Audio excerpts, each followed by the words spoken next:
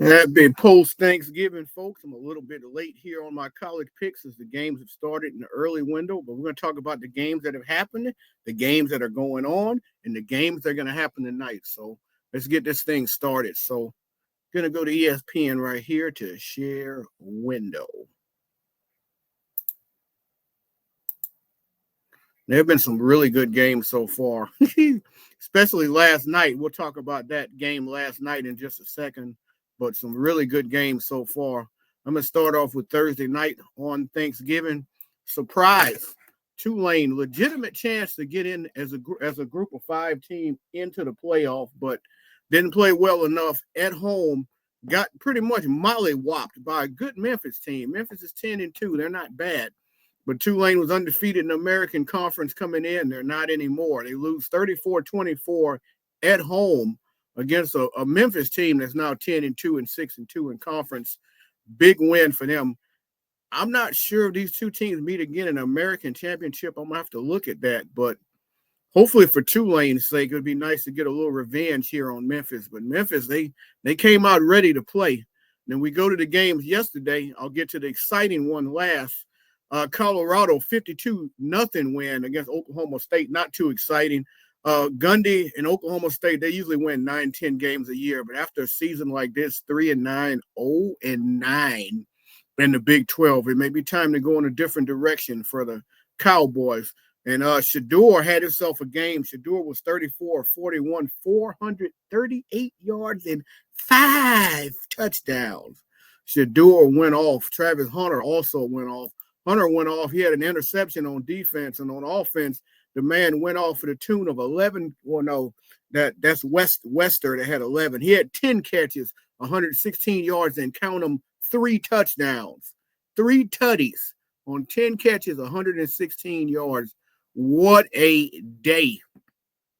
And on defense, you look up Travis Hunter here, you'll also see that the man had a pass deflection here. He had a solo tackle. And as I mentioned, he had an interception with a 6-yard return. So playing both sides of the ball and doing great at both of them. He is the leading candidate for the Heisman Trophy. The second guy that would be right behind him in the Heisman Trophy category, we're going to talk about in just a second, and that would be the running back for Boise State, Ashton Jeanty. He had 226 yards on 37 carries. Talk about a bell cow back. And 1 touchdown on the day in the 34-18 win over Oregon State. Boise State's 11-1 on their way to the playoff. Possibly a 4 seed, depending on what the Big 12 does. Right now, they're slotted 4. Look at this man's stats on the season. Just check them out right here. Let's see. This man has 2,288 yards and 28 touchdowns. I really want to see him get that 30. I guess when you count the playoff, if you count that in, I'm sure he'll go over 30, but I really want to see him get 30 in the regular season. That man's having a hell of a year. 7.3 yards a carry. So he's a bell cow back, and he averages 7.3 yards a pop. That's incredible.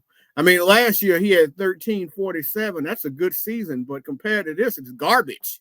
He hit 14 touchdowns. That's a horrible season compared to this year, and that's a really good season as well. So this man is just doing nasty things for Boise State. The Egg Bowl yesterday, Ole Miss, as expected, beat Hail State by the score of 26-14. Mississippi State finished the season 2-10 and 0-8 in the SEC. It's tough to finish winless in your conference. They actually led the game after the first quarter, scored all 14 of their points. They were thinking upset. Let's take the Egg Bowl, get our first conference win, and then Ole Miss said, "Nah, fam, we just better than you, so we're going to just outscore you from 16-0 from here on out because we're the better team, and we're going to go home with the Egg Bowl trophy like we're supposed to do in the victory," and they did. Ole Miss is 9-3, ranked number 14 on the bubble. Need a lot of help. I'd say they probably need 3 teams to lose in front of them to help them so they can sneak back into the playoff, which they probably don't belong there after last week, but we'll see. I mentioned the Boise State game. The game of the night last night, the Georgia Bulldogs in 8, I was about to say 7, in 8 overtimes beat Georgia Tech 44-42. Georgia Tech should have won this game. quarterback made a key fumble late, kept Georgia in the game. Georgia, I think, won 30 straight in Sanford Stadium. Perfect opportunity for Georgia Tech to change that, but not able to do it. This win pretty much locks Georgia into the college football playoff, regardless of what happens in the SEC title game. Had they lost this game, they would have been their third loss. Another loss in the SEC title game would have been number 4. I see no way a team with 4 losses was going to get in. So this game pretty much locks them in, win or lose next week. They're number 7. They may move up if other teams lose, but regardless, they're not dropping out of the top 12, even if they lose. Maybe if they lose by 60 points, but that's not going to happen. All right, so now that we've taken care of all the games that have happened so far in the top 25, let's talk about the games that are going on right now. As you see the scores, as I'm filming this 39 minutes after these games have already started. Ohio State's up 3-0 against Michigan. Michigan is not a good team, but again, when you throw out the record sometimes in these rivalry games, and Michigan, they're going to try their damnedest to win this game. And I know one thing. If Ohio State doesn't win this game, there's going to be a lot of pressure on Ryan Day. I know Ryan Day's won a lot of games, but you got to beat Michigan, Ryan Day. Harbaugh's beaten you the last few years, and you got to bounce back against the weakest Michigan team in a long time. In the background, I'm actually looking at on the TV right now, Vanderbilt leads Tennessee 14-7. That would be some more chaos if this happens. Now, Tennessee just scored to make it 14-7 because Vandy was actually up 14-0.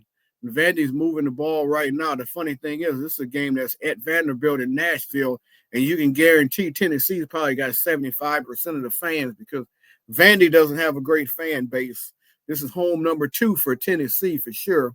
Number 8 ranked team in the country. If they lose this game, this is loss number 3. Depending on how it happens, I think you still would have to keep them ahead of a team like an Alabama. They beat Alabama. They would both have 3 losses, but this would be a chaos theory for sure if Tennessee was to lose this game. They win this game, they're locked in because they're not going to SEC title game and they're not playing any more games after this. So they win, they are in without a doubt. Also, at the end of the first quarter, South Carolina and Clemson scoreless. A big game right there. Clemson's right on the verge of sneaking back into the playoff at 9-2. Clemson's got 2 losses on the year. Both have been ugly, so I don't know if I have a lot of faith in them if they get in. Best case scenario for them, just being honest, pull out a win here and have Miami beat Syracuse because I'm not trying to say Clemson can't beat SMU, but the more chances they go out there, the better chance they can lose and drop out. So for them, you want to win this game. And yes, you want the ACC title, but you win this game and Miami beats Syracuse, you're pretty much locked into the playoffs for the most part. If you get any kind of help, any kind, like one team lose somewhere, you're pretty much in. You're number 12, but of course the Big 12 champion is in the top 12 despite not being in the actual top 12. So you still have to climb a spot or 2, which you'll probably get that from someone getting upset. Number 23, Illinois, trailing right now 10-7 to Northwestern. They're on Northwestern's 2-yard line, 2nd and goal. So they're going to look to get on the board and perhaps tie or, for their sake, take the lead. Penn State's number 4. They play Maryland today. Penn State's a 25-point favorite. Solidly in the playoff. I don't think there's much of anything Penn State can do to not make it. At number 4, of course, the best team they played all year, Ohio State beat them, so they should have no problems with Maryland. 25 is a lot of points, though. I would probably bet Maryland. Notre Dame, number 5 in the country, taking on a USC team, only 6-5, but 5 heartbreaking losses like they've been in every game. This team, they could easily be 11-1 or 10-2 instead of not 11-1, but 10-1 or 9-2 instead of 6-5. They've lost so many tough, heartbreaking games in the end. Got an inexperienced quarterback in there. Miller Moss is not playing. Notre Dame's offensively, they've been on fire lately. Riley Leonard's playing great ball. Notre Dame can tote the rock. Notre Dame, even though they're number 5, I still, in some ways, question if they're solidly in if they lose. because if they lose and USC blows them out, which I don't think that's going to happen, they may actually drop out. But if they lose a close game, they're solidly in. They win, of course, they're solidly in. So, number 5 team in the country. Still a lot to play for here, Notre Dame. Number 6 is Miami going against Syracuse. Miami needs to win this game to lock up a trip to the ACC title game to play against SMU. If they lose this game, they're number 6. They lose to Syracuse, who's a good team, actually. Playing really good on offense with Kyle McCord, who's got 26 touchdowns and nearly 4 grand passing yards. So that's nothing to sneeze at going on the road. 11-point favorite over Syracuse, but Syracuse is not a bad football team whatsoever. So you could definitely see a possibility of an upset here. I picked the Canes here. I don't think they're going to cover. I think Syracuse is going to keep it close. But, yeah, Miami's defense has not been playing well. Syracuse, on the other hand, they score a lot of points. So I expect the Canes to win this game. I expect a lot of offense here. I don't expect them to cover 11 points. Syracuse is an underrated team here. And then you got to go to the former Carrier Dome. It's called the JMA Wireless Dome. Still a Carrier Dome to me. It'll always be that to me.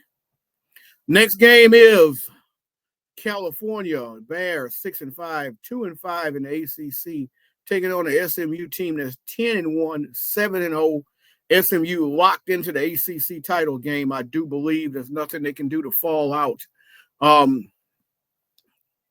Cal going on the road, 11.5-point favorite is SMU. I like the Pony Express, and they call it the Pony Excess. I think SMU wins this game by more than 11.5. They're the better team. I think they cruise. The Iron Bowl, Auburn, 5-6, 2-5 in the SEC. Won the conference game last week, only their second of the year against a really good A&M team. A loss that really hurt A&M, unless A&M wins today, and then they're in the SEC title game, and they control their own destiny anyway. So, but still a loss that really hurt A&M, going against a Alabama team who shocked the world by losing 24-3 to an Alabama team. To an Oklahoma team that's not very good. That was only their second SEC win. So 10.5-point favorite is Alabama. Alabama, you would think, would be mad and ready to beat the snot out of Auburn. It's a big rivalry game. Throw out the records is the old cliche. I think Alabama covers 10.5. I think you get a much better Alabama team. And I think you get a more down-to-earth Auburn team from last week. I think Bama rolls tied by 3 touchdowns here against Auburn.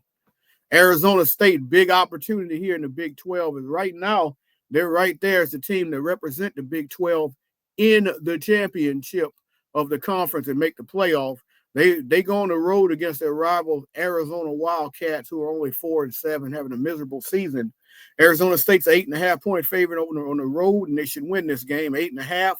It's a pretty good size number. I think they cover it, though. I think they win by 10 points or more here and roll their way to the Big 12 title game. Arkansas Razorbacks, 6-5, 3-4 in the SEC, a up and down team. Looked pretty good one week, looked pretty trash the next week. Going on the road to take on number 21 Missouri, who had a rough patch, but they've wrote the ship a little bit, playing better ball. I like them here. They're only a 3-point favorite at home. Don't like 3-point spreads. I'd much rather it have been like 2.5, but I think Missouri wins this game by a touchdown. Purdue coming in. What a miserable season for Drew Brees' alma mater. 1-10 on the season, 0-8 in the Big Ten, taking on Indiana, 10-1, 7-1 on the season. Indiana's not going to be in the Big Ten title game, so this game here to them means, hey, hold on for dear life. Well, if Ohio State loses to Michigan, they will be, but I don't think that's going to happen. So hold on to dear life, find a way to get the win here against a terrible Purdue team, and you're pretty much in the playoff, though you're 10-1, so you got all these teams with 3 losses. There's no way you put a 3-loss SEC team in over a 1-loss Big Ten team. So for Indiana, just hold the rope. 29 points is a lot. I didn't like the way they played last week for the most part. I'd probably take Purdue on the 29 points, but think Indiana wins this game going away. Oregon Ducks tonight, they play home against a Washington Huskies.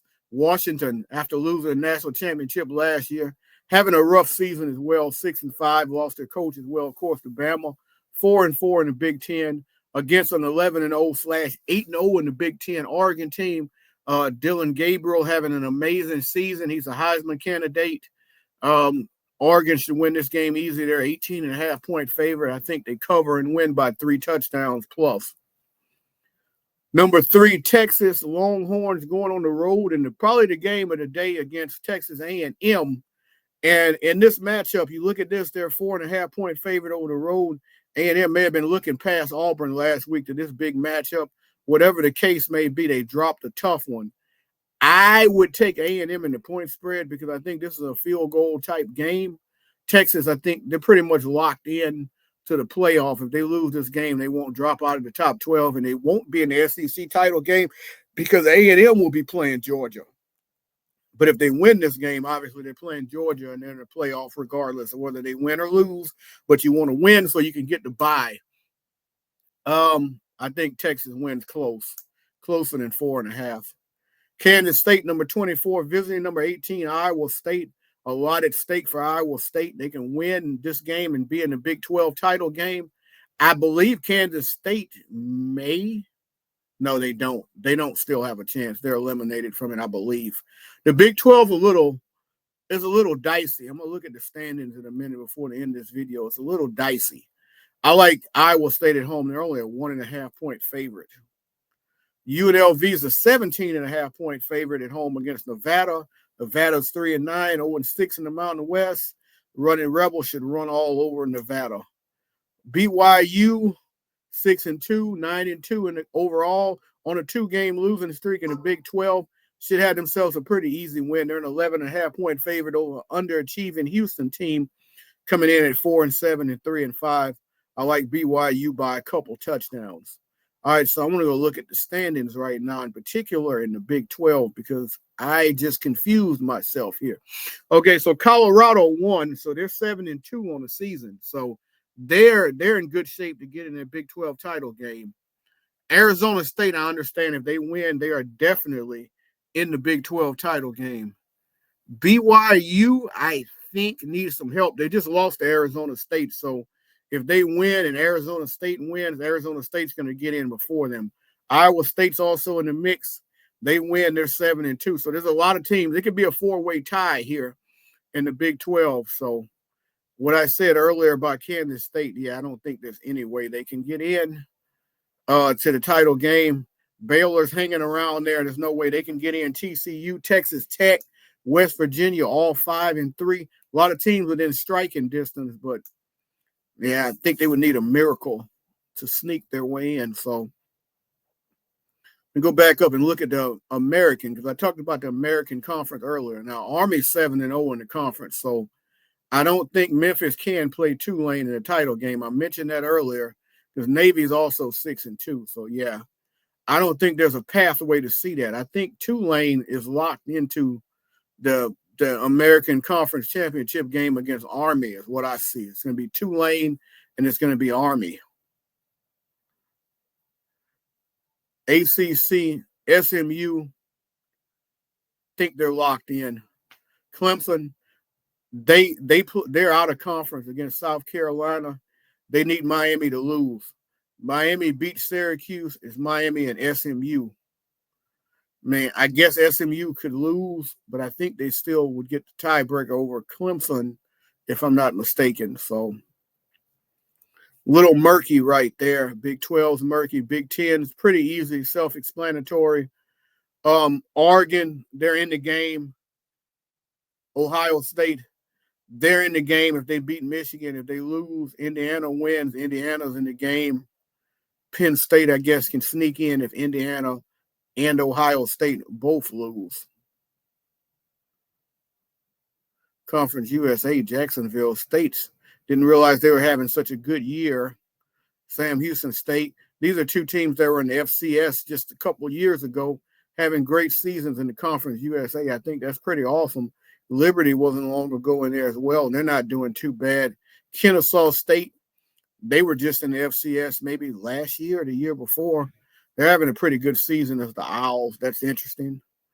The MAC. I haven't really been following some of these smaller conferences as much. Miami of Ohio, and Ohio Bobcats, both 7-1 in that conference. I know Kent State was having a really rough year when I saw them play Tennessee, and they were being outgained like 700 to 50 something.